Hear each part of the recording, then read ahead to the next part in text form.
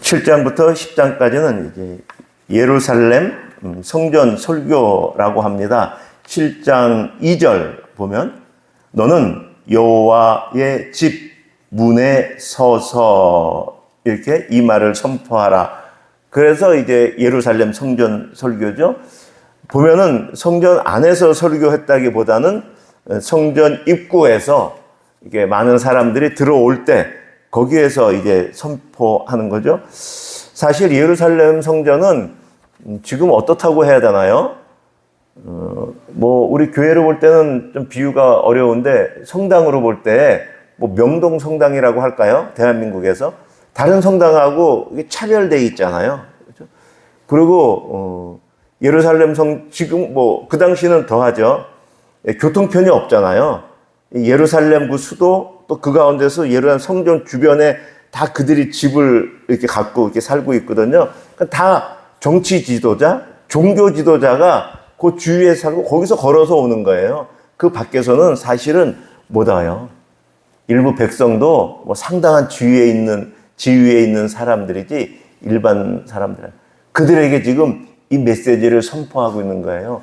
여러분 기억나세요? 예레미야가 소명 받을 때에 두려워했다 그랬잖아요. 그러니까 하나님이 두려워하지 말라고 계속 거듭 나는 뭐 입이 어린아이입니다 하고 소명 부름 받을 때 이렇게 선지서에는 전혀 안 나타나는 모습이 예레미야에 나타나잖아요. 그게 두려워한 이유가 그냥 두려워한 게 아니고 이 종교 지도자나 정치 지도자들의 지금 그들의 신앙을 아는 거죠. 그들의 수준을 알고 그들의 형편을 아는 거예요. 그런데 하나님의 말씀을 전한다는 게 어떤 걸 아는 거죠. 쉽게 말하면 돌에 맞아 죽는 거죠. 그냥 거기서 선포하다가 그냥 그렇게 악한 그들을 알기 때문에 두려워서 나는 못하겠습니다. 하나님이 계속 부르시고 두려워 마라. 내가 함께 하겠다. 그들이 너를 어떻게 못해? 너는 놋성벽이야. 놋성벽. 철옹성이잖아. 내가 그렇게 보호할게. 그 설득 끝에 예레미야가 지금 이제 선지자로 활동하는 거죠. 근데 지금 이제 이런 거죠. 왕 앞에서 또 성전에서 그 지도자들에게 이 메시지를 선포한다고 하니 참 얼마나 힘들어요. 제가 통영에 이제 청빙 받아서 가서 이제 참 작은 뭐 교회 땅은 뭐 1000평이나 됐으니까 뭐 대단한 또 바로 통영시청 바로 옆에 그냥 걸어서 그냥 통영시청 가는 그 자리에 뭐 땅 1000평에 뭐 잔디밭이 그냥 뭐 쫙 뭐 교회는 본당은 이것보다 조금 더 크겠죠. 좀 더 뒤로 길 것 같아요. 새벽 예배를 어느 날 이제 새벽 예배를 이렇게 마치고 있는데 저쪽 거기도 저는 테이블이 있었어요. 저 끝에 입구에 거기에 권사님이 앉아 계시더라고. 다 끝나고 있는데 이렇게 마치고 이제 나가는데 목사님 얘기 좀 나누십시다 그러더라고. 그래갖고 잠깐 얘기를 나누는데 그 말씀 저들하고 하신 말씀이죠. 쉽게 말하면 그러더라고요. 처음 그런 걸 당했어요. 참 그래서 강단에서 말씀 전하는 게 참 목사들도 부담이 많을 거예요.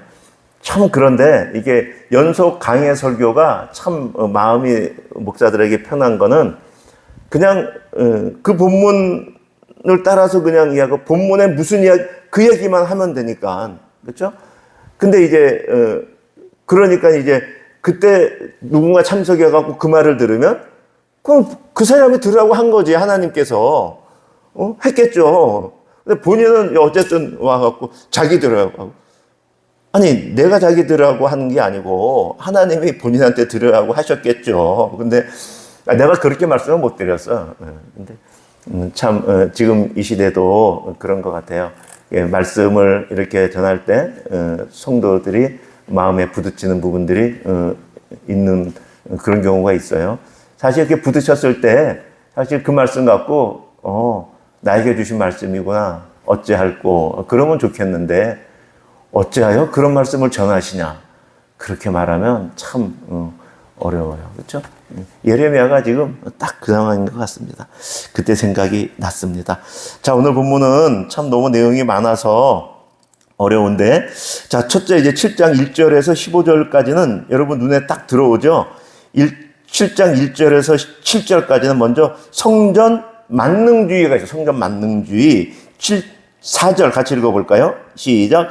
너희는 이것이 여호와의 성전이라 여호와의 성전이라 하는 거짓말을 믿지 마라. 이것은 무슨 말씀이냐 하면 이스라엘 백성들한테는 그게 있는 거예요. 우리 유다 땅, 여기 예루살렘 하나님의 성전이 있는데 어찌 이게 멸망하냐? 어찌 예루살렘이 무너지냐? 하나님이 창조주가 아니냐? 안전해. 그렇게 말한 거죠. 근데 지금 뭐라 그래요? 그렇지 않다라고 말하는 거예요. 하나님은 참 하나님의 말씀에 순종과 회개를 요구하신 것이지 건물이 그들을 구원하거나 보존할 수가 없죠. 5절에서 이렇게 말씀하잖아요. 시작. 너희가 만일 길과 행위를 참으로 바르게 하여 이웃들 사이에 정의를 행하며 이렇게 말하죠. 그러니까 사실 교회 예배당뿐이 아니라 성전뿐이 아니라 종교 행위조차도 구원을 보증하는 게 전혀 아닙니다. 8절에서 11절까지 우리가 잘 아는 말씀이죠. 성전을 강도의 소굴로 만든 백성들에 대한 내용을 비판하고 있어요. 11절 시작. 내 이름으로 일컬음을 받는 이 집이 너희 눈에는 도둑의 소굴로 보이느냐? 보라, 나 곧 내가 그것을 보았노라. 여호와의 말씀이냐. 이거는 마태복음에서도 예수님이 하신 말씀이잖아요. 그러니까 너희들이 강도의 소굴로 보니 어떻게 해요? 모이잖아요. 그러니까 너희들 강도란 얘기죠. 너희들 강도인데 너희들이 모이잖아. 여기가 좀 강도의 소굴이냐?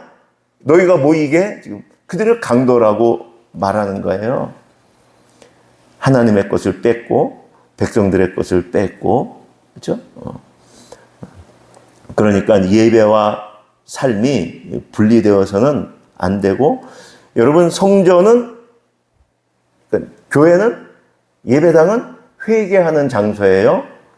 죄를 숨기는 장소가 아닙니다.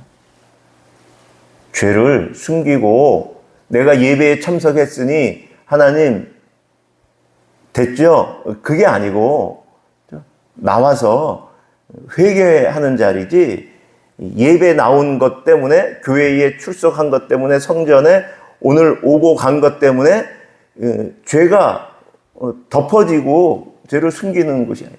근데 지금 이스라엘 백성들은 오고 가면서 회개하지 않고 됐다, 도장을 찍었으니, 그리고 죄를 숨기는 장소가 돼버린 것이죠. 그렇지 않다.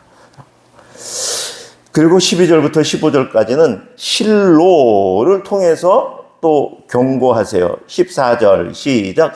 그러므로 내가 실로의 행함 같이 너희가 신뢰하는 바 내 이름으로 일컬음을 받는 이 집 곧 너희와 너희 조상들에게 준서 행하겠다. 이게 무슨 얘기냐면, 여러분 실로가 어떤 것이에요? 실로 예루살렘 성전하고 쉽게 말하면 똑같은 것이에요. 언제? 예루살렘 성전이 있기 전에 가나안에 들어가서 여호수아가 처음에 종교의 중심을 어디 잡았어요? 실로에 잡았잖아요. 여호수아서에서부터 나와요. 그들이 실로에 모여서 회막을 세웠다. 회막이 성전이잖아요. 성전의 앞 모델이잖아요. 그리고 여러분 여호수아, 그다음에 사사기 시대 350년 400년이 넘잖아요. 그 기간. 또 사무엘서도 여러분 기억나실 거예요. 사무엘서에서 1장, 2장, 3장 보면은 계속 그들이 실로에 가서 먹고 마셨다. 또 여호와께서 실로에 나타나셨다라는 말씀을 해요. 그러니까 약 400년 이상 남북이 하나였을 때 예배의 중심지 성전 회막이 세워졌던 곳, 성전이 있기 전에 성전, 하나님이 내가 거기에 너희와 함께 있겠다라고 말한 그것이 실로거든요. 400년 이상을 그렇게, 그런데 그것이 폐허가 됐거든요. 그것처럼 예루살렘 너희 성전도 내가 그렇게 할 거야 라고 지금 예수님이 하나님이 지금 예레미야를 통해서 말씀하시고 있는 거예요.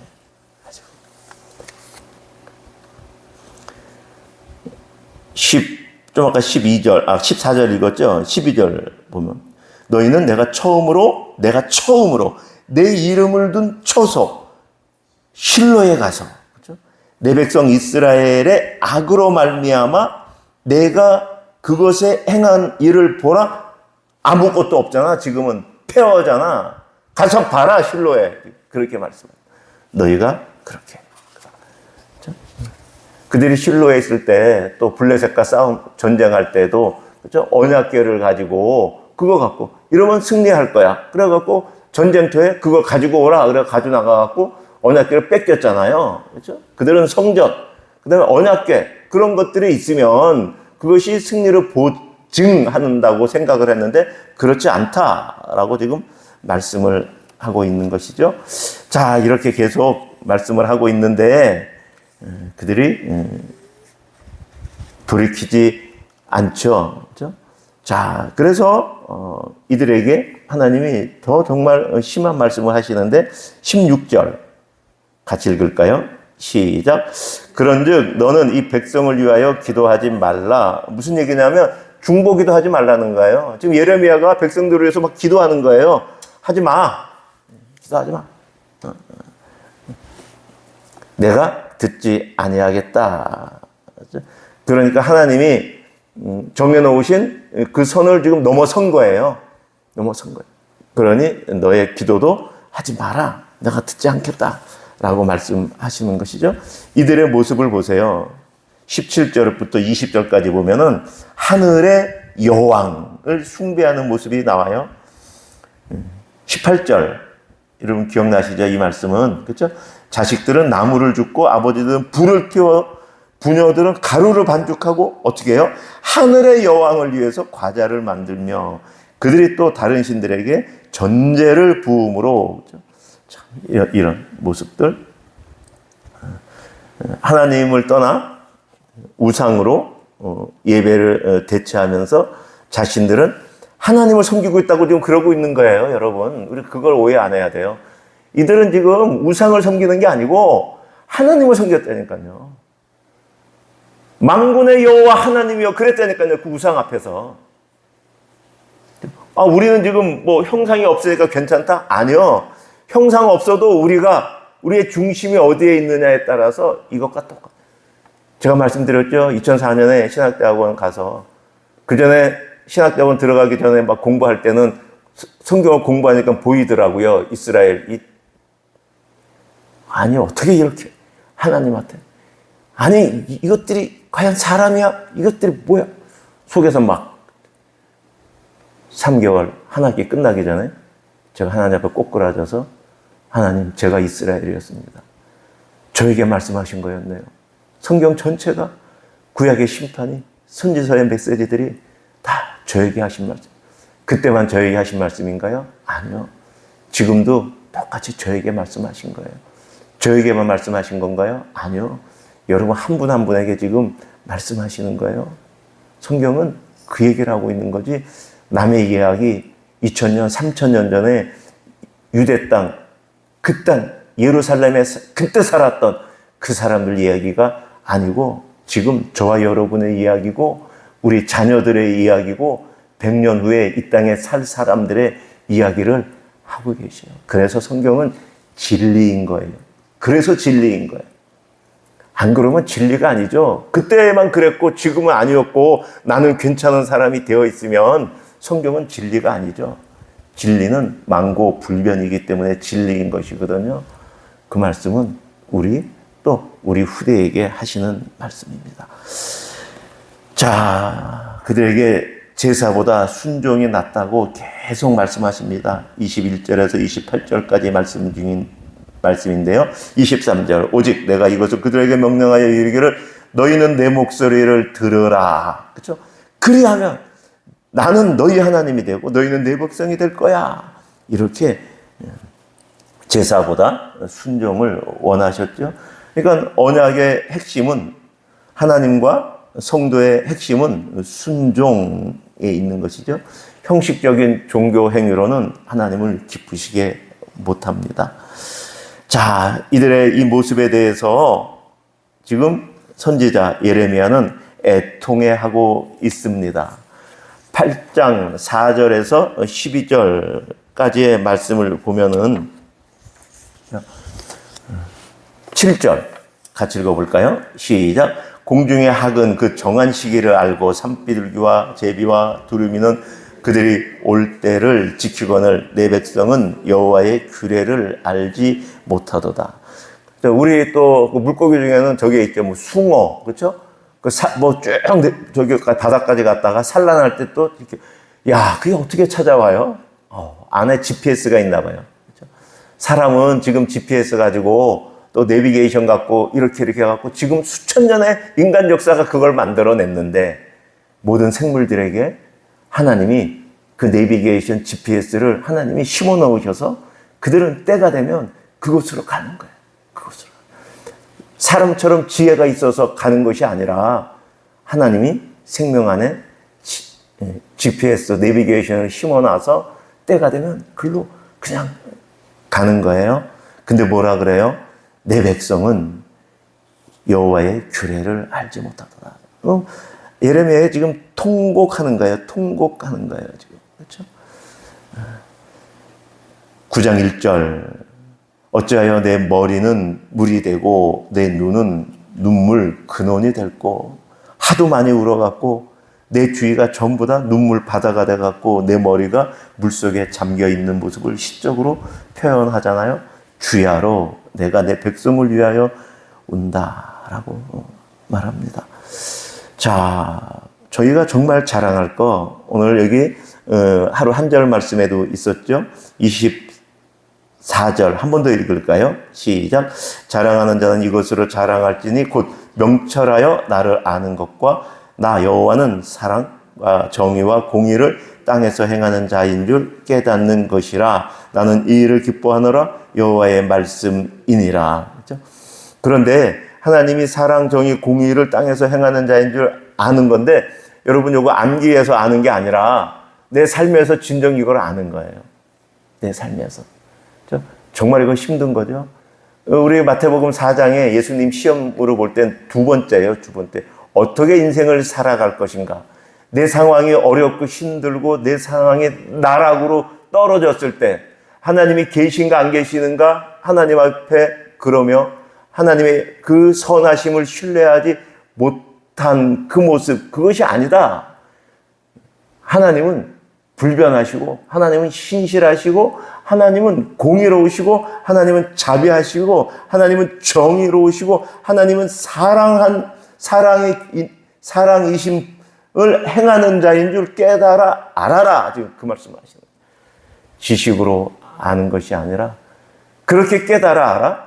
하나님 보시기에 하나님 기쁘신, 하나님 선하신, 하나님의 뜻에 합당한 언행을 해라 라고 말한 거죠. 우리는 우리의 인생 상황 살아오면서 하나님을 얼마나 불평하고 하나님이 계신가 안 계신가 얼마나 의심하며 하나님 앞에 얼마나 그랬는지 우리의 모습. 근데 지식으로 하는 것이 아니라 삶에서 실천하는 그 여호와는 사랑, 정의, 공의를 행하는 자인 줄을 그 안에서 하나님의 모든 것을 합력하여 선을 이룰 줄 깨달아 알아. 그 어려운 가운데서 하나님이 주신 영원 안의 평강, 그 하나님과 동행하는 그것을 자랑해라. 그리고 10장은 전체적으로 우상과 하나님을 지금 대조하고 있습니다. 그렇죠? 그러면서 이제 심판에 대해서 말씀하시는데 22절, 10장 22절 시작. 들을지어다 북방에서부터 크게 떠드는 소리가 들리니 유다 성읍들을 황폐하게 하여 승냥이의 거처가 되게 할 것이다. 북방이 어디예요? 아수르. 그렇죠? 그전에는 제일 가까운 데는 아람이었죠. 그걸 넘으면은 그렇죠? 아수르가 거기서부터. 근데 아수르 다음에 누가 내려와요? 바벨론이. 그렇죠? 아수르 저거에서 그 북방에서 내려와서 유다 성읍들이 황폐하고 동물들의 거처가 될 거야. 예레미야가 자기의 기도로 마지막 설교를 마칩니다. 23, 24절이죠. 여호와여 내가 알거니와 사람의 길이 자신에게 있지 아니하니 걸음을 지도함이 걷는 자에게 있지 아니하니이다. 사람의 구원, 사람의 일상을 살아가는 것 오직 하나님의 은혜, 주권에 달려 있다고 말합니다. 오늘 본문이 참 많은 내용을 담고 있는데 핵심적으로 5가지만 제가 다시 정리해서 말씀드릴게요. 하나님은 외적 종교 형식, 종교 행위가 아닌 언약적인 순종을 요구하시죠. 성전 자체가 아니라 성전의 주인이신 하나님을 의지해야죠. 성전 자체를 의지하면 안 돼요. 그렇죠? 성전의 주인이신 하나님 앞에 나와야죠. 예배드려요 나올 때는. 그렇죠? 그리고 우상 숭배의 본질은 우리가 보이는 어떤 형상 그걸 말하는 게 아니라 하나님보다 다른 것을 더 신뢰하는 것, 그것이 우상 숭배의 본질인 것을 우리가 깨달아야 되고, 자, 아까도 이제 계속 이 뭐 하루 한 절 말씀에도 나오고 계속 읽은 내용이지만 심판 가운데서도 구원받는 길에 딱 하나가 있는데 하나님을 아는 지식이 구원을 받아요. 하나님을 아는 지식. 그죠? 아까 여기도 지금, 나 여호와는 사랑과 정의와 공의를 땅에서 행하는 자이다. 라는 것, 이 하나님을 아는 지식. 근데 제가 계속 말씀드리지만, 사지선다형으로 여기 동그라미 쳐서 아는 그 지식 말고, 내 삶의 환경에서 이 하나님과 내가 동행하는 그 지식, 그것이 심판 가운데서도 나를 구원한다. 그리고 인간의 구원이 전적으로 하나님에게 달려있다라고 오늘 말씀을 정리하면 되겠습니다. 예루살렘 성전 설교였습니다. 예, 우리 말씀을 따라 드리는 오늘의 기도 같이 기도하겠습니다. 시작. 하나님 아버지, 유다 백성이 성전을 의지하면서도 주님의 말씀에는 순종하지 않았던 모습을 바라보며 내 자신을 돌아봅니다. 예배와 봉사, 직분과 경건의 모양만 붙들고 정작 주님을 사랑하고 순종하는 삶에는 부족했음을 용서하여 주옵소서. 외적인 신앙의 형식에 안주하지 않게 하시고 오직 예수 그리스도의 의를 의지하며 말씀 앞에 겸손히 서는 참된 신앙을 허락하여 주옵소서. 이스라엘이 우상을 따르며 생수의 근원이신 하나님을 버렸던 것처럼 나 역시 내 경험과 지혜와 물질, 사람의 인정을 의지했음을 고백합니다. 성령 하나님, 나의 완악한 마음을 깨트려 주시고 거짓된 평안과 헛된 소망을 버리게 하소서. 오직 여호와 하나님만 나의 구원과 만족이 되심을 알게 하시고 주님을 아는 지식 안에서 더욱 자라가게 하소서. 예레미야가 백성의 죄를 바라보며 눈물로 탄식했던 것처럼 내게도 교회와 가정과 이 나라를 위해 애통하는 마음을 주옵소서. 사람의 길이 자신에게 있지 않고 오직 주의 손에 있음을 고백합니다. 주의 말씀으로 나를 교훈하시고 주의 은혜로 붙드셔서 끝까지 믿음을 지키게 하시며 거룩한 백성으로 살아가게 하옵소서. 예수 그리스도의 이름으로 기도합니다. 아멘. 개인 기도 드리시겠습니다.